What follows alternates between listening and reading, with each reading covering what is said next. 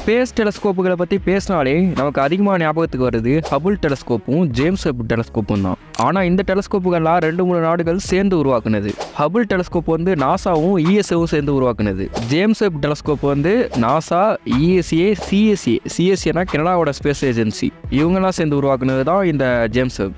இதோட மட்டும் இல்லாமல் ஒவ்வொரு நாடுகளுமே அவங்களுக்குன்னு ஒரு தனியான ஸ்பேஸ் டெலஸ்கோப்புகளையும் வச்சிருக்காங்க. அமெரிக்கா அவங்களுக்குன்னே தனியாக Chandra X-ray observatory, Spitzer space telescope, ESA அவங்களுக்குன்னு தனியாக Herschel, XMM Newton, Russia Victor R, Granat, Japan அவங்களுக்குன்னே தனியாக ஹிட்டோமி, அக்காரி, சைனா ஹெச்எக்ஸ்எம்டி, கனடா மோஸ்ட்டுங்கிற டெலஸ்கோப்பையும் வச்சுருக்காங்க. இந்த மாதிரி ஒவ்வொரு கண்ட்ரிஸும் அவங்களுக்குன்னே தனியாக ஸ்பேஸ் டெலஸ்கோப்ஸையும் வச்சுருக்காங்க. இன்னும் நிறைய ஸ்பேஸ் டெலஸ்கோப்ஸாக வச்சுருக்காங்க. ஆனால் நான் சாம்பிளுக்காக சுமார் 2 சொன்னேன். என்னடா அது எப்போ பார்த்தாலும் ஹபிள் டெலஸ்கோப், ஜேம்ஸ் வெப் டெலஸ்கோப்பை பற்றி மட்டுமே பேசுகிறாங்களே, வேறு நாடுகள்கிட்ட ஸ்பேஸ் டெலஸ்கோப்பே இல்லையான்னு பற்றி சர்ச் பண்ணுறப்ப தான் இதுக்கு முன்னாடி சொன்ன எல்லா டெலஸ்கோப்போட நேமும் தெரிஞ்சுது. சரி, இத்தனை நாடுகள்கிட்ட ஸ்பேஸ் டெலஸ்கோப் இருக்கே, இந்தியாட்ட இந்த மாதிரி ஸ்பேஸ் டெலஸ்கோப் இருக்கான்னு செக் பண்ணப்போ தான் இந்தியாட்டுமே ஒரு சூப்பரான ஸ்பேஸ் டெலஸ்கோப் இருக்கிறது தெரிஞ்சுது.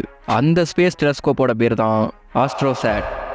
இந்த ஆஸ்ட்ரோசாட் கண்டென்ட்டை கண்டிப்பாக போட்டே ஆகணும்னு போய் கண்டென்ட் எடுக்க போகிற நேரத்தில் தான் இஸ்ரோ மே 20 அன்னைக்கு அவங்க ட்விட்டர் பக்கத்தில் ஒரு ட்வீட் பண்ணுறாங்க.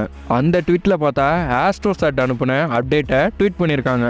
இந்த ஆஸ்ட்ரோசாட்டுங்கிற ஸ்பேஸ் டெலஸ்கோப் எப்போ அனுப்பப்பட்டுச்சு, இப்போ எப்படி இருக்குது, இதுவரை என்ன புதிய விஷயங்களை கண்டுபிடிச்சிருக்கு, இதை பற்றி தான் இந்த வீடியோ நம்ம தெரிஞ்சுக்க போகிறோம். ஃபஸ்ட்டு இந்த ஆஸ்ட்ரோசாட் எதெல்லாம் பற்றி ரிசர்ச் பண்ணுறதுக்காக அங்கே அனுப்பப்படுதுங்கிறத பற்றி பார்ப்போம். பிளாக் ஹோல், நியூட்ரான் ஸ்டார் இருக்கிற பைனரி ஸ்டார்ஸை பற்றி ரிசர்ச் பண்ணுறதுக்காகவும், நியூட்ரான் ஸ்டாரோட காந்தப்புலத்தை பற்றி ரிசர்ச் பண்ணுறதுக்காகவும், அப்புறம் இந்த நட்சத்திரத்தோட வெளிப்புற அமைப்பு, அதுக்கப்புறம் இந்த நட்சத்திரம் எப்படி பிறந்தது, இதெல்லாம் பற்றி ரிசர்ச் பண்ணுறதுக்காகவும், புதுசாக பிரைட்டாக வர எக்ஸ்ரேஸை கவர் பண்ணுறதுக்காகவும், வானத்தில் உள்ள எந்தெந்த பொருள்லேருந்துலாம் எக்ஸ்ரேஸ் வருதுங்கிறத பார்க்குறதுக்காகவும், அதுக்கப்புறம் இந்த பைனரிலேருந்து வரக்கூடிய எக்ஸ்ரேஸ்லாம் கண்டினியூஸாக எப்போதும் ஒரே மாதிரி வருதா இல்லை நின்று வருதா, இதெல்லாம் பற்றி ரிசர்ச் பண்ணுறதுக்காகவும், அதுக்கப்புறமா அந்த எக்ஸ்ரேஸோட துடிப்புகள் எப்படி இருக்குங்கிறத பார்க்குறதுக்காகவும், அதுக்கப்புறம் அல்ட்ரா வயலட், ஆப்டிக்கல் மாதிரியான ரேடியேஷனை பற்றி ரிசர்ச் பண்ணுறதுக்காகவும், அதுக்கப்புறம் ஹார்டான எக்ஸ்ரேஸை பற்றி ரிசர்ச் பண்ணுறதுக்காகவும் இந்த ஆஸ்ட்ரோசாட் மெயினாக அனுப்பப்பட்டிருக்கு. அடுத்ததான் இந்த ஆஸ்ட்ரோசாட்டில் எத்தனை டிவைசஸ் இருக்குங்கிறத பற்றி பார்ப்போம். இதில் மொத்தம் 5 பேலோட்ஸ் இருக்குது. முதல்ல UV-ITங்கிற ஒரு பேலோட். UV-ITனா அல்ட்ரா வயலட் இமேஜிங் டெலஸ்கோப்னு அர்த்தம்.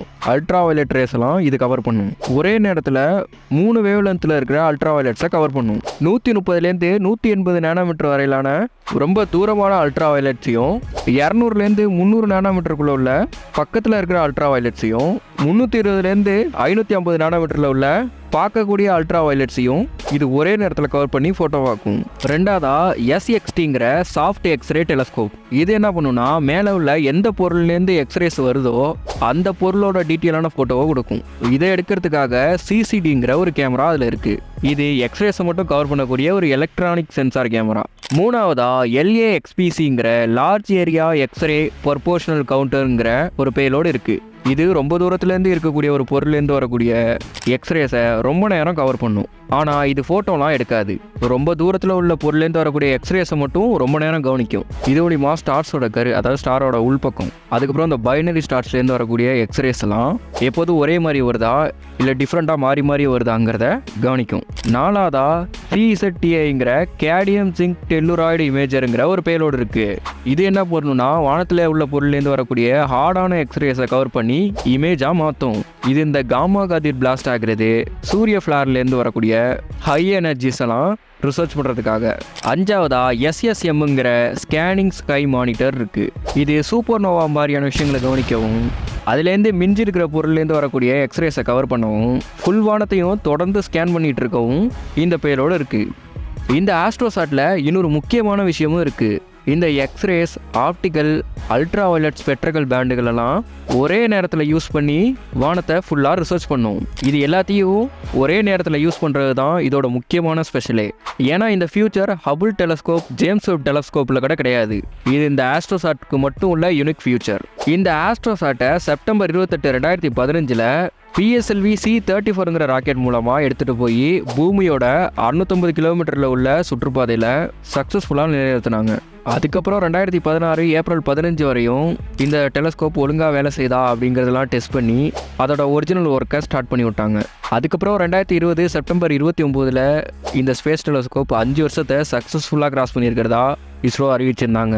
சரி, இப்போ இந்த ஆஸ்ட்ரோசாட் கண்டுபிடிச்ச முக்கியமான விஷயங்களை பற்றி பார்ப்போம். 2017 ஜனவரி 5 இந்த ஆஸ்ட்ரோசாட் காமா ரேஸ் வெடிப்புகளை கண்டுபிடிச்சிருந்துச்சு.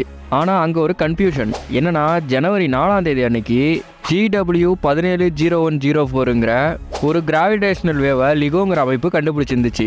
இந்த கிராவிடேஷனல் வேவ் எதனால் வரும்னா, 2 பிளாக் ஹோல் ஒன்றா இணையறதுனால வருது தான் இந்த கிராவிடேஷனல் வேவ். அந்த காமா ரேஸும் இதோட கனெக்ட் ஆகுதோ அப்படின்னு ஒரு குழப்பம் இருந்துச்சு. ஆனால் ஆஸ்ட்ரோசாட் கண்டுபிடிச்ச இந்த காமா ரேஸ் வெடிப்புங்கிறது புதுசாக ஒரு பிளாக் ஹோலை உருவாக்கக்கூடிய சூப்பர்னோவா வெடிப்புங்கிறத கண்டுபிடிச்சாங்க. இது தனியான ஒரு நிகழ்வு, அது தனியான ஒரு நிகழ்வுன்னு ஆஸ்ட்ரோசாட்டோட ஹெல்ப்போட இதை உறுதிப்படுத்திக்கிட்டாங்க. அடுத்ததாக 6 பில்லியன் வருஷம் பழமையான ஒரு சின்ன நட்சத்திரம் ஒரு பெரிய துணை நட்சத்திரத்தோட எனர்ஜியை உரியறத இந்த ஆஸ்ட்ரோசாட் ஃபோட்டோ எடுத்துருந்துச்சு. இது எப்பயாவது ரேராக நடக்கக்கூடிய ஒரு நிகழ்வு தானோ. 2017 மே 31 இந்த ஆஸ்ட்ரோசாட் ஹோஸ்டிங் நட்சத்திரமான ப்ராக்சிமா சென்டாரிலேருந்து ஒரு கொரோனல் பிளாஸ்ட்டை கண்டுபிடிச்சிருந்துச்சு. அந்த சமயம் இது ஆஸ்ட்ரோசாட் மட்டும் கண்டுபிடிக்கல, சந்திரா எக்ஸ்ரே அப்சர்வேட்டரியும் கண்டுபிடிச்சிருந்துச்சு. அதான் இந்த நாசாவோடது அது. அதுக்கப்புறம் இதை ஹபிள் டெலஸ்கோப்புமே கண்டுபிடிச்சிருந்துச்சு. இது மூணுமே அதை ஒரே டயத்தில் கேப்சர் பண்ணியிருந்துச்சு. 2017 நவம்பர் 6 இந்த ஆஸ்ட்ரோசாட்டோட டேட்டாஸ்லாம் வச்சு நேச்சர் வானியலுங்கிற ஒரு குரூப்பு டாரஸுங்கிற ஸ்டார் குரூப்பில் உள்ள கிராபல்சரோட துருவ முனைகள் மாறுபடுறதை மெஷர் பண்ணி ஒரு ரிசர்ச் பேப்பரையும் விட்டுருந்தாங்க. அதுக்கப்புறமா ஜூலை 2018 இந்த ஆஸ்ட்ரோபட் பூமியிலேருந்து 800 மில்லியன் ஒளியாண்டுகள் தூரத்தில் இருக்கிற ஒரு ஸ்டார் குரூப்பை ஃபோட்டோ எடுத்திருந்தது. இதுக்கு எபேல் 2256ங்கிற பேரையும் வச்சுருக்காங்க.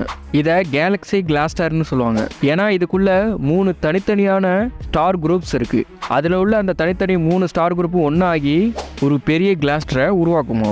2019 ரொம்ப ரேரான எக்ஸ்ரே வெடிப்புகளை இது கவர் பண்ணியிருந்துச்சு. இது பைனரி சிஸ்டமான RxJ020967427ங்கிற அதில் உள்ள அல்ட்ரா லூமினஸ் எக்ஸ்ரே ப்ளஷருங்கிற ஒரு இடத்துல இருந்து இந்த எக்ஸ்ரே வெடிப்புகள் நடந்ததை கண்டுபிடிச்சிருந்துச்சு. அதுவும் 26 வருஷத்துக்கு அப்புறமா. இதுக்கு முன்னாடி இந்த மாதிரி 26 வருஷத்துக்கு முன்னாடி நடந்திருக்கு. அதுக்கப்புறமா இந்த ஆஸ்ட்ரோசாட் ஆகஸ்ட் மாதம் 2020 பூமியிலேருந்து 9.3 பில்லியன் ஒளியாண்டுகள் தூரத்தில் உள்ள ஒரு விண்மீன் மண்டலத்திலேருந்து ரொம்ப தீவிரமான அல்ட்ராவயலட் லைட்லாம் வரதை கவர் பண்ணியிருந்துச்சு. அப்புறம் தான் அதுக்குள்ளே உள்ள AUDFS01ங்கிற ஒரு ஸ்டார்லேருந்து வருதுங்கிறது. அதுக்கப்புறம் மே மாதம் 20 2024 ஏதோ இப்போ தான் ஸ்விஃப்ட் J1727816163ங்கிற ஒரு பிளாக் ஹோல்லேருந்து அதிக எனர்ஜி உள்ள எக்ஸ்ரேஸ் வரதை இந்த ஆஸ்ட்ரோசாட் இப்போ கண்டுபிடிச்சிருக்கு. இந்த மாதிரி இந்த ஆஸ்ட்ரோசாட்டுங்கிற ஸ்பேஸ் டெலஸ்கோப் நிறைய புதிய விஷயங்களையும் கண்டுபிடிச்சி கொடுத்துருக்கு. இன்னும் அது அங்கே இருந்து நிறைய விஷயங்களை ரிசர்ச் பண்ணணும்னு சொல்லப்படுது. அது மட்டும் இல்லை, இஸ்ரோ இப்போ ஆஸ்ட்ரோசாட் 2 மிஷனுக்கும் ரெடி பண்ணிட்டு இருக்காங்க. இதுக்கு முன்னாடி கூட எக்ஸ்போசாட்னு ஒன்று அனுப்பியிருந்தாங்க. அதுவுமே நியூட்ரான் ஸ்டார் பிளாக் ஹோல்லாம் பற்றி ரிசர்ச் பண்ணுறதுக்காக தான். அடுத்து ஆஸ்ட்ரோசாட் 2 வரட்டும், அது எப்படி ஒர்க் ஆகும், அதில் என்னென்ன பேலோட்ஸ்லாம் இருக்குங்கிறத பற்றி டீட்டெயிலான இன்னொரு வீடியோ ரெடி பண்ணுவோம். ஓகே மக்களே, அடுத்த ஒரு இன்ட்ரெஸ்டிங்கான கண்டென்ட்டோட சந்திப்போம். Tata, bye bye.